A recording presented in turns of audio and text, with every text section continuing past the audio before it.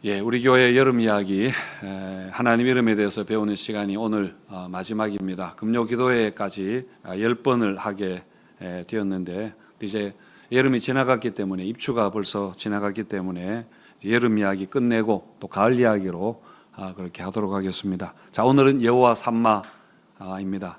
에스겔서의 마지막 단어가 바로 여호와 삼마입니다. 35절에 보시면은 그 사방의 합계는 18,000척이라 그날 후로는 그 성읍의 이름을 여호와 삼마라 하리라 이렇게 했는데요. 여호와 삼마라는 단어에 각주를 달아놓고 성경 아래 해설에서 여호와께서 거기 계시다라는 뜻이다 그렇게 말했습니다. 에스겔은 이스라엘 역사에서 가장 격변기, 혼란기에 부름을 받고 활동을 했던 선지자입니다. 우리나라로 치면은 구한말에서 일제강점기로 넘어가는 그 시기 정도 되는 것 같습니다. 당시에 우리나라 조선정부는 굉장히 무능하고 또 부패하고 힘을 다 잃어버려서 그 틈을 타서 일본을 비롯한 세계 열강이 우리나라에 이렇게 들어와서 결국은 우리가 일본의 나라를 빼앗기고 그렇게 식민지가 되어버렸습니다. 그래서 많은 사람들이 사할린 탄광으로 끌려가고 또 여성들은 위안부로 붙잡혀가고 그런 아픈 역사가 우리에게 있죠. 에스겔은 요시야 왕 시대에 태어났습니다. 요시야 왕은 이스라엘 역사의 후반기에 그래도 가장 선한 왕이었습니다. 그래서 요시야 왕이 이제 성전 리모델링 공사를 성전 수리를 하다가 율법책을 발견하게 되고 그 율법책을 읽어보니까 지금 이스라엘의 그 신앙의 상태가 너무 그 율법에서 하나님께서 말씀하는 것과 너무 달라져 있는 것입니다. 너무 변질되어 있었던 거죠. 그래서 종교 개혁을 단행을 합니다. 우상을 다 제거하고 성전에 있던 우상을 제거하고 하는 종교 개혁을 단행하는 중에 이집트와 전쟁이 일어나는데 그 전쟁에서 이 요시야 왕이 죽게 됩니다. 그래서 갑자기 성전 개혁이 중단이 되고 그 후에 세워진 왕들은 요시야 왕과는 또 다르게 하나같이 하나님 보시기에 악한 그런 왕들이었습니다. 그래서 결국 하나님께서 이스라엘에게 내리기로 했던 그 심판 그것을 돌이키지 못했습니다. 결국은 나라가 이제 망하게 되고 바벨론의 포로가 되어가게 되고 이스라엘 백성들이 잡혀가고 그때 에스겔도 포로로 잡혀가게 됩니다. 그 당시에 에스겔의 나이가 25살 정도였는데 에스겔은 한 5년 후에 30살에 그발 강가에 있을 때에 거기에 포로들이 이제 모여서 살았던 곳입니다. 거기에서 선지자로 부름을 받게 되었습니다. 자, 시편 137편에 보면은 이때 포로되어 갔던 유대인들이 불렀던 노래가 나오는데요. 우리 시편 137편 1절에서 4절까지만 한번 읽어보겠습니다. 같이 읽습니다. 시작. 우리가 바벨론의 여러 강변에서 앉아서 시온을 기억하며 울었도다. 그 중에 버드나무에 우리가 우리의 수금을 걸었나니 이는 우리를 사로잡은 자가 거기서 우리에게 노래를 청하여 우리를 황폐하게 한 자가 기쁨을 청하고 자기들을 위하여 시온의 노래 중 하나를 노래하라 하미로다. 우리가 이방 땅에서 어찌 여호와의 노래를 부를까. 굉장히 처량한 서글픈 그런 노래입니다. 바벨론의 여러 강변에서 우리가 시온을 기억하며 울었다 했는데 그 강변이 바로 그발 강을 말하는 것입니다. 일제시대 우리 부모님들이 우리 선조들이 울밑에선 봉선하여 내 모양이 처량하다. 그 사할린 탄광에서 또 여러 가지 이렇게 만주벌판에서 노래를 불렀던 것처럼 유대인들도 나라를 잃고 이국 땅에 포로로 사는 그 서러움과 후회와 반성과 분노를 그렇게 노래한 것입니다. 이때 이제 이런 상황에서 에스겔이 선지자로 부름을 받게 되었습니다. 예루살렘은 멸망하게 되고 성전이 파괴가 되고 백성들은 포로로 잡혀가서 하나님의 백성이라는 그 모든 명예와 자부심이 다 무너져버린 그때였습니다. 에스겔은 그때 선지자로 부름을 받아서 그 시대에 빠져있는 이스라엘 백성들에게 하나님의 마음 그리고 하나님의 뜻을 전하는 선지자로 사역을 하게 됩니다. 유다에 대한 죄악에 대해서 그 하나님의 심판을 그들에게 선포를 하고 성전과 제사가 타락했던 것 그리고 지도자들이 부패하고 타락한 것에 대해서 아주 강하게 책망을 합니다. 그런데 여러분 생각해 보시면은 이스라엘이 지금 이런 고난과 징계를 받는 것이 하나님이 내리신 심판이라고 한다면은 여러분 그 징벌 안에는 바로 소망이 들어 있다는 것입니다. 하나님이 내리신 징벌이면은 반드시 하나님께서 그것을 회복시켜 주실 것이기 때문이죠. 아버지가 자식에게 벌을 주는 거라면은 그 벌을 주는 목적과 결과는 뻔한 거 아니겠습니까? 아들이 더 좋은 사람이 되도록 하기 위해서인 것입니다. 그래서 에스겔서 앞부분에 보시면은 하나님의 심판을 그렇게 선언하지만은 후반부에는 위로와 소망의 메시지를 선포합니다. 하나님께서 이스라엘을 구원해 주실 것이고 그리고 모든 것을 회복시켜 주실 것이고 그리고 번창하게 하실 거라는 메시지입니다. 그래서 에스겔은 에스겔서를 마치면서 여호와 삼마라고 그렇게 선포했는데 이 여호와 삼마라는 것이 지금 이스라엘의 그 상황 가운데서 얼마나 감격적인 그런 말인지 모릅니다. 구원과 회복과 번영과 소망과 축복과 모든 하나님의 약속이 사실은 이 말 안에 들어있는 것입니다. 하나님이 거기에 계신다. 하나님이 함께 하신다라는 이 말 안에 모든 것이 다 들어있습니다. 우리는 뭔가가 엄청난 차이가 날 때에 주로 어떤 비유를 쓰는가 하면은 하늘과 땅 차이다 이렇게 이야기하는데요. 그런데 하늘과 땅 차이보다 더 큰 차이가 있다면은 있다와 없다와의 차이입니다. 예를 들어 생명에 대해서 생명이 있다와 생명이 없다라는 것은 생명의 기준으로 볼 때는 이게 가장 큰 차이 아니겠습니까? 그런데 있고와 없고보다 더 큰 차이가 있다면은 바로 하나님이 계시다와 하나님이 계시지 않는다라는 차이. 이 차이는 절대적인 차이를 이야기하는 것입니다. 지난주에 그 여호와 살롬을 말씀하면서 사사시대에 이스라엘 백성들이 불안과 공포 가운데 살았다고 그렇게 했습니다. 그렇게 된 원인이 뭐냐면은 하나님이 안 계셨기 때문이다 라고 기도원이 그렇게 이야기했습니다.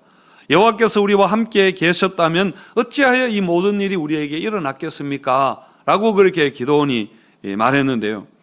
물론 그때는 하나님이 잠깐 떠나는 신용을 그렇게 하셨던 것인데도 이스라엘 삶이 그렇게 피폐해져 버렸습니다. 그렇지만은 그 후에 분열왕국 시대에는 이스라엘의 우상 범죄를 비롯한 죄가 아주 심각했습니다. 아주 이렇게 누적이 되어서 완전히 임계점을 넘어섰던 것입니다. 그래서 하나님께서는 이제는 아예 작정을 하고 심판을 내리게 됩니다. 그래서 이스라엘 나라가 바벨론의 아수르에 멸망을 당하게 되고 예루살렘의 그 거룩한 성전이 짓밟히게 되고 다 더럽혀지고 회파되게 되고 하나님의 백성들은 이방 땅으로 다 끌려가게 됩니다.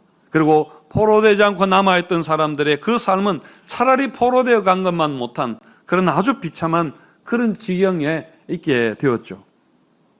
자, 그랬는데 징계의 시기가 끝나고 이제 포로에서 돌아오게 되는데 그때 이스라엘 백성들의 노래가 시편 126편에 있는 것처럼 우리는 그때에 꿈꾸는 것 같았도다. 우리 입에는 웃음이 가득하고 우리 혀에는 찬양이 찼었도다 라고 하면서 그렇게 감격 속에 포로에서 돌아오게 되죠. 이사야 40장 3절에 보시면은 외치는 자의 소리여 이르되 너희는 광야에서 여호와의 길을 예배하라. 사막에서 우리 하나님의 대로를 평탄케 하라 라고 그렇게 했는데 지금 이스라엘의 그 포로들이 본국으로 돌아오는 것을 보고 뭐라고 하는가 하면은 하나님이 돌아오신다. 하나님이 자기 백성들에게 돌아오신다 라고 하면서 하나님의 길을 예배하라. 광야에서 하나님의 길을 예배하라. 그렇게 외치는 그 이사야 선지자의 음성입니다. 그래서 여러분 하나님이 함께 하신다 라는 것은 사실 이것은 엄청난 감격과 환희의 그런 선언입니다. 하나님이 떠나셔서 망했던 백성들, 그래서 하나님의 부재의 경험을 정말 뼈저리게 처절하게 경험했기 때문에 하나님이 우리 가운데로 다시 돌아오신다라는 게 어떤 의미인가를 이 이스라엘 백성들은 충분히 이해를 했던 것이죠. 여러분, 그런 점에서 우리에게 너무나 소중한 하나님의 이름, 이름이라고 사실 할 거는 없습니다만은 그 이름이 바로 여호와 삼마입니다. 하나님이 우리와 함께 계시다. 하나님이 거기에 계시다. 하나님이 수원서부교회에 계시다. 하나님이 우리 성도님의 집에, 가정에 하나님이 계시다. 여호와 삼마. 얼마나 여러분 놀라운 말인지 모릅니다. 근데 여러분, 여호와 삼마, 이게 성경 전체에서 가장 중요한 신학적인 주제이기도 합니다. 여러분, 에덴 동산이었던 것은 하나님이 거기서 함께 하셨기 때문입니다. 에덴 동산에서 아담과 하와는 바로 하나님의 임재 안에 하나님과 같이 이렇게 지냈던 것 같습니다.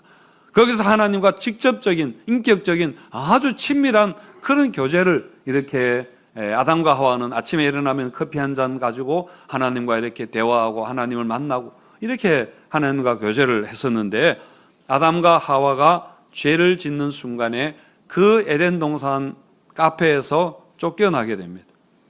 그것은 바로 하나님의 임재 앞에서 쫓겨나게 된 것이죠. 하나님은 아담과 하와를 동산에서 쫓아내고는 동산으로 들어오는 모든 길을 다 막아버렸습니다. 하나님 임재 앞으로 나오지 못하도록 모든 길을 다 막아버렸습니다. 하지만 하나님은 한 가지 문을 열어 놓으셨습니다. 하나님께 나올 수 있는 한 가지 길을 그렇게 열어 놓으셨는데, 그래서 특정한 한 장소를 정하시고, 그리고 제사라는 특별한 방식을 통해서 이스라엘 백성들이 하나님께 나올 수 있는 그런 길을 마련해 주셨는데, 광야에서는 그게 무엇입니까? 광야에서는 성막입니다. 그리고 가나안 땅에 들어와서는 예루살렘 성전입니다. 그러니까 성막과 성전은 모두 하나님이 이스라엘 백성들 가운데 거하시는 처소이고 하나님을 만나는 장소입니다. 물론 히브리서 말씀에 있는 것처럼 성막과 성전은 어디까지나 하늘에 있는 것의 모형입니다. 그리고 참것에 대한 그림자라고 했습니다. 그것은 어디까지나 임시적인 것이었습니다. 자, 여기서 우리 한 가지 생각해 보고 넘어갈 것은, 하나님이 이스라엘 백성들 죄를 지어서 쫓아냈던 이스라엘 백성들에게 구원의 길을 열어놓으셨는데, 성막과 성전에서 하나님이 만나 주셨거든요. 그런데 성막과 성전을 짓는 것은 이스라엘 백성들이 스스로 힘으로 하도록 그렇게 하셨습니다. 그러니까 이스라엘 백성들이 자원하여 기꺼이 바치는 그 헌물로 성막과 성전을 지었습니다. 왜 하나님께서 지어주지 않으시고 이스라엘 백성들의 힘으로 짓게 하셨는가 하면은, 이게 바로 구원해 주시는 하나님의 은혜에 대한 여러분 사람들의 반응인 것입니다. 하나님이 죽은, 하나님을 떠난, 멸망당한 그 사람들에게 만나주시고 구원해 주시는 그 은혜를 주셨는데, 거기에 대한 당연히 감사가 여러분 예물인 것이죠. 물론 사실은 이스라엘 백성들이 하나님께 드리는 예물도 다 하나님이 원래는 용돈으로 주신 것입니다. 역대상 29장 14절에 보시면은, 나와 내 백성이 모시기에 이처럼 즐거운 마음으로 드릴 힘이 있었나이까? 모든 것이 주께로부터 말미암아 사오니 우리가 주의 손에서 받은 것으로 주께 드렸을 뿐입니다. 라고 그렇게 다윗이 그 솔로몬 성전을 위해서 건축할 자료를 모을 때에 이렇게 고백한 것입니다. 그래서 여러분, 우리가 하나님께 나아갈 때는 반드시 예물을 가지고 나아가야 합니다. 항상 예물을 가지고 하나님 앞에 예배로 나가게 여러분 되어 있습니다. 여러분, 헌금의 원리가 여기에 있습니다. 우리 교회가 건축을 하면서 성도들의 헌금으로 교회를 짓습니다. 그럴 뿐만 아니라 교회의 모든 사역은 다 성도들의 봉사와 헌물과 헌신으로 이루어지는 것 아닙니까? 그래서 교회는 교인들에게 헌금의 의미에 대해서 가르쳐야 하지만은, 그렇다고 이거는 강요할 수 있는 것은 여러분 아닙니다. 헌금은 하나님의 은혜를 아는 자들, 우리가 구원받은 자들이라는 구원의 감격을 아는 자들이 자발적으로 하나님 앞에 감사하고 헌신하는 표시이기 때문에 이것은 여러분 전적으로 자원하는 마음으로 은혜에 대한 감사의 표시로 여러분 드려야 하는 것입니다. 그렇게 성막과 성전을 지었을 때에 그 안에 여호와의 영광으로 가득했다고 했습니다. 성막을 지었을 때 성막 위에는 구름 기둥과 불 기둥이 그렇게 있어가지고 사람들이 그걸 보면서 무엇을 생각했을까요? 구름 기둥과 불 기둥을 보면서 하나님이 우리와 함께 하시는구나, 우리와 함께 가시는구나 하는 것을 보았습니다. 그리고 솔로몬 성전에도 여호와의 영광이 가득해서 그 솔로몬이 그 봉헌 기도를 드리고 났을 때에 너무 영광이 가득해서 제사장들이 그 성전 안에 들어갈 수 없을 정도였다, 그렇게 했습니다. 그 정도로 하나님이 임재하시는 곳에 하나님의 큰 영광이 나타나게 되었는데, 그런데 그 성전이 어떻게 되었는가? 그 성전이 어떻게 되었는가? 그 성전에 시간이 지나면서 우상이 가득하게 되었습니다. 이스라엘 백성들이 언약을 지키지 않고 계속해서 배역하고 불순종하고 우상 숭배를 밥 먹듯이 하고, 그리고 예배가 완전히 타락하고 형식적으로 그렇게 변해갔던 것입니다. 그래서 하나님은 그 이스라엘 백성들을 달래고 꾸짖고 호소하기도 하고 징계하기도 하고 하여튼 별의별 것을 다 했지만은, 그러나 발정난 암나기를 누가 막겠는가 말했던 그 예레미야의 말씀처럼 이스라엘은 그들의 범죄에서, 우상 숭배의 범죄에서 그렇게 돌이키지를 못했던 것입니다. 그래서 하나님은 더 이상 그 성전에, 그 더럽혀진 성전에 거하실 수가 없게 되어서 결국은 하나님이 그 성전을 떠나셨습니다. 에스겔 10장 18절에 보시면은 여호와의 영광이 성전 문지방을 떠났다라고 그렇게 했거든요. 하나님의 영광이 떠난 예루살렘 성전은 그야말로 하나의 그냥 건물밖에 안 되었습니다. 하나님이 떠난 이스라엘 백성들은 그야말로 아무것도 아닌 너무나 약한 나라의 백성들밖에 되지 않았습니다. 그래서 그 성전은 파괴가 되고 예루살렘 성은 무너지게 되고 그 백성들은 이방인들에 의해서 무참히 짓밟히고 포로가 되어가고 그렇게 했던 것입니다. 이스라엘이 이스라엘이었던 것은 하나님이 함께 계셨기 때문에 그렇게 했던 것이죠. 하나님의 그 보호막을 걷어버리니까 정말 아무것도 아니었습니다. 그렇게 하나님의 징계가 있었지만 그 징계의 기간은 정해져 있었죠. 그래서 에스겔은 징계의 시간이 끝나고 이제 떠나셨던 하나님이 다시 돌아오신다, 여호와 삼마라고 그렇게 선포한 것입니다. 포로들이 돌아와서 무엇을 했나요? 성전을 다시 지었습니다. 그리고 성벽을 재건하면서 공동체를 다시 세웠습니다. 그래서 그 예루살렘 성전 안에는 다시 하나님의 영광으로 가득하게 될 것이다. 에스겔 43장에 나오는 말씀입니다.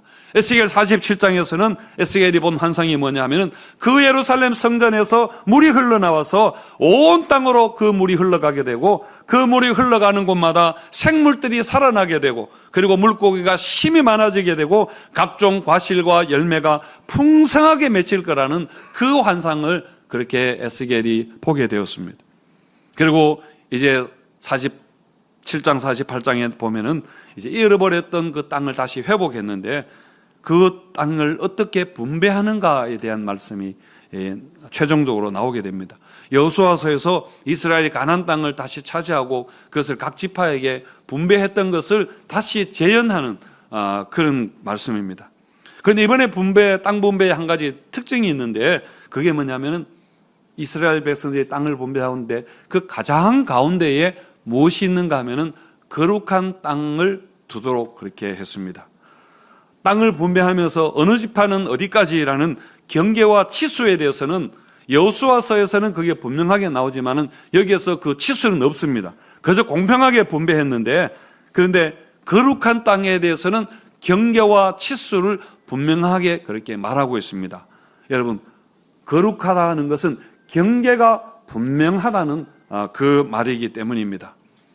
여러분, 모든 땅 한가운데에 거룩한 땅이 있다는 것은 하나님의 임재가 우리의 모든 삶의 중심에 있어야 된다라는 걸 이야기하는 것입니다. 여러분, 신앙 공동체에는 하나님을 중심으로 해야 됩니다. 신앙 공동체의 모든 것은 그 중심에 하나님이 있어야 됩니다. 대화와 회의와 사역과 모든 것 중심에는 하나님이 있어야 된다는 것입니다. 여러분, 하나님을 주변에 계시게 잊어버리고 하나님은 이렇게 주변에 있게 하는 것은 그것은 크게 잘못하는 것입니다. 여러분, 우리 생활에도 우리 생활의 중심에 하나님이 있어야 됩니다. 우리 시간 사용에도 거룩한 시간이 여러분 있어야 됩니다. 그리고 물질 사용에 있어서도 여러분 한가운데에 여러분 거룩한 물질이, 거룩한 돈이 분명히 구별되어 있어야 됩니다. 하여튼 하나님의 임재가 우리 삶의 중심에 있어야 된다는 것, 우리가 꼭 기억했으면 좋겠습니다. 이렇게 새롭게 회복한 그 땅을 보고 에스겔이 여호와 삼마라, 그 땅을 여호와 삼마라 불렀다, 그렇게 했습니다. 물론 여호와 삼마 약속은 예수 그리스도에게서 온전히 성취가 되었습니다. 마태복음에 보면은 예수님이 탄생했을 때에 보라, 처녀가 잉태하여 아들을 낳을 것이요 그의 이름을 임마누엘이라 하리라 하셨으니, 이를 번역한즉 하나님이 우리와 함께 계시다 함이라. 임마누엘이 바로 여러분 여호와 삼마입니다. 히브리서 1장 3절에서 이는 하나님의 영광의 광채시요 그 본체의 형상이시라. 여러분, 성막과 성전은 임시적이었습니다. 그림자였습니다. 하지만 예수님은 그 실체가 드디어 이 땅에 내려오신 것입니다. 그리고 여러분, 지금은 여호와 삼마가 무엇인가? 지금은 교회가 여호와 삼마입니다. 고린도전서 3장 16절에 보시면은 너희는 너희가 하나님의 성전인 것과 하나님의 성령이 너희 안에 계시는 것을 알지 못하느냐, 그렇게 했는데요. 그러니까 우리가 바로 하나님의 성전입니다. 우리가 바로 하나님이 거하시는 성전, 우리 교회가 하나님이 거하시는 여호와 삼마라는 것입니다. 그래서 하나님의 성전인 우리 안에, 하나님의 성전인 교회 안에 우상 숭배가 있으면은 안 된다는 이야기입니다.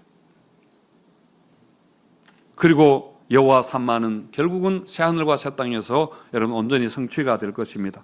요한계시록 21장 3절 우리 같이 읽겠습니다. 시작. 보라, 하나님의 장막이 사람들과 함께 있음에 하나님이 그들과 함께 계시리니 그들은 하나님의 백성이 되고 하나님은 친히 그들과 함께 계셔서. 에스겔의 여호와 삼마를 가장 잘 설명해 놓은 그 말씀입니다. 그래서 새하늘과 새 땅에는 없는 것이 몇 가지가 있는데 무엇이 없는가 하면은 성전이 없습니다. 여호와 하나님과 어린 양이 성전이 되시기 때문에 성전이 필요 없게 된 것이죠. 사랑하는 성도 여러분, 우리 신앙의 가장 핵심 바로 여호와 삼마입니다. 하나님이 우리와 함께 하시다라는 하나님의 임재 의식입니다. 찬송가 446장에서 주 떠나가시면은 내 생명 헛되네 라는 찬양이 정말 여러분 우리의 고백입니다. 우리가 가장 두려워해야 되는 것이 바로 이것입니다. 하나님이 우리를 떠나가시는 것. 물론 하나님은 결코 우리를 버리지 않으시고 떠나가지 않으신다고 했지만은 우리가 하나님의 임재 안에 있기를 힘쓰지 않게 될 때에 이렇게 되는 것입니다. 우리가 육신의 요구를 따라서 살게 되고, 그래서 성령을 근심하게 하고 성령의 역사를 소멸하게 될 때에 우리에게서 하나님의 영광이 하나도 드러나지 않게 되는 것입니다. 바로 하나님의 이게 영광이 떠나는 것입니다. 이걸 이가봇이다, 그렇게 이야기를 하죠. 그렇지만 우리가 하나님의 임재를 느끼고 하나님의 임재 안에 있을 때에 우리가 가장 평안합니다. 여러분, 우리가 불안하지 않습니다. 우리에게 두려움이 없습니다. 여러분, 염려하지 않을 것입니다. 우리가 가장 안전합니다. 내가 너희를 떠나지 아니하리라, 내가 너희와 함께 하리라, 이 약속을 여러분 믿으시기를 바랍니다. 양은순 씨가 지은 사랑과 행복의 초대라는 책에 나오는 이야기 하나를 하고 마치겠습니다. 어떤 한 소년이 있었습니다. 그 소년은 멋진 배를 만들고 싶었습니다. 그래서 좋은 나무를 가져다가 깎고 붙여서 그야말로 근사한 배를 만들었습니다. 그 배는 그 소년이 만들었기 때문에 그 소년의 것이었습니다. 그래서 이 소년은 자랑스러운 마음으로 그 배를 가지고 강으로 가서 이제 한번 배를 물에 띄웠습니다. 배는 물결이 움직이는 대로 이렇게 잘 흘러갔습니다. 그렇게 물 위에 떠가는 그 배를 보고 이 소년은 너무나 기뻤습니다. 그런데 그때 갑자기 돌풍이 불어왔습니다. 그러자 강물이 흔들리더니만 그 물결에 배도 그만 휩쓸려 강 아래로 떠내려 가버렸습니다. 소년은 얼른 배를 쫓아갔지만은 배는 이미 어디론가 사라져 버렸습니다. 배를 잃어버린 소년은 너무 슬프고 아프고 힘들었습니다. 그리고 그 배를 항상 잊을 수가 없었습니다. 그러던 어느 날 그 소년이 동네에 갔습니다. 어느 장난감 가게를 지나가는데 그 진열장에 분명히 자기가 만든 그 배가 거기에 진열되어 있는 것이었습니다. 그래서 얼른 가게 안으로 들어가서 주인한테 아저씨 저 배 제 거예요 라고 하니까 아저씨가 이놈아 어떻게 이게 네 거란 말이냐 그렇게 하니까 아저씨 이 배를 내가 만들었으니까요 그렇게 했습니다. 그래서 아저씨가 이 녀석아 네가 만일 저 배를 갖고 싶으면은 10만 원을 가지고 와 10만 원 내야 해 그렇게 말했습니다. 원래 그 책에는 이보다 훨씬 가격이 얼마 안 되는데 요즘 물가 상승을 고려해서 제가 이렇게 가격을 올렸습니다. 하는 수 없이 소년은 아저씨에게 그러면 저 배를 아무것도 팔지 마세요 라고 당부하고 집에 갔습니다. 그래서 알바를 했습니다. 열심히 심부름하고 또 용돈을 모으고 청소를 하고 해서 드디어 몇 달 동안 일해서 10만 원을 만들었습니다. 그리고는 얼른 그것을 가지고 가게로 가서 다시 그 배를 사서 가지고 왔습니다. 그 배를 가지고 가슴에 콕 안고 이렇게 돌아오면서 이 소년이 너는 이제 정말 내 거야. 내가 만들었고 내가 전 재산으로 너를 다시 샀으니까 나는 다시는 너를 잃어버리지 않을 거야 했다는 이야기입니다. 바로 성경의 이야기를 이렇게 동화로 만든 것이죠. 성도 여러분, 하나님은 우리를 만드신 분입니다. 우리가 죄를 짓고 우리 욕심을 따라 세상 물결에 떠내려가서 잠시 잃어버린 자 되었지만은 하나님은 독생자 예수 그리스도를 우리의 죄값으로 치르시고 다시 우리를 건져주셨습니다. 다시 우리를 사셨습니다. 그리고는 말씀하십니다. 이사야 43장 1절과 2절을 읽고 마치겠습니다. 같이 읽겠습니다. 시작.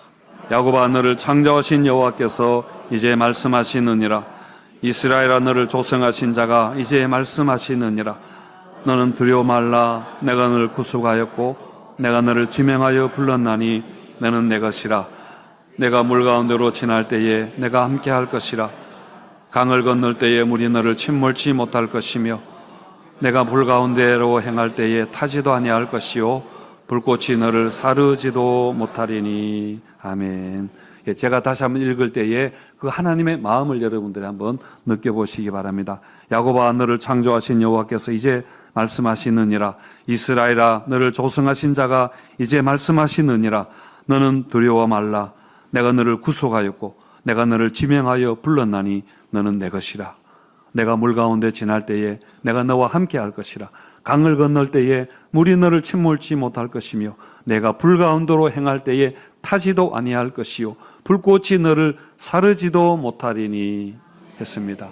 하나님의 마음 이런 마음입니다. 우리와 함께 하기를 너무너무 기뻐하시는 하나님께서 우리를 지키시고 우리를 보호해 주시겠다고 너는 내 것이기 때문에 하시는 음성을 여러분 들으시고 이 말씀을 믿고 우리가 하나님 임재 안에 살아가는데 아무것도 두려워하지 말고 여러분 염려하지 마시고 믿음으로 살아가게 되시기를 바랍니다. 그렇게 하려면 우리가 항상 우리 중심에 하나님을 두어야 합니다. 우리가 하나님의 임재를 느끼면서 살아가야 합니다. 그래서 여호와 삼마 임마누엘 하나님의 그 축복을 풍성하게 누리는 우리 성도님들 되시기를 주님의 이름으로 축원드립니다.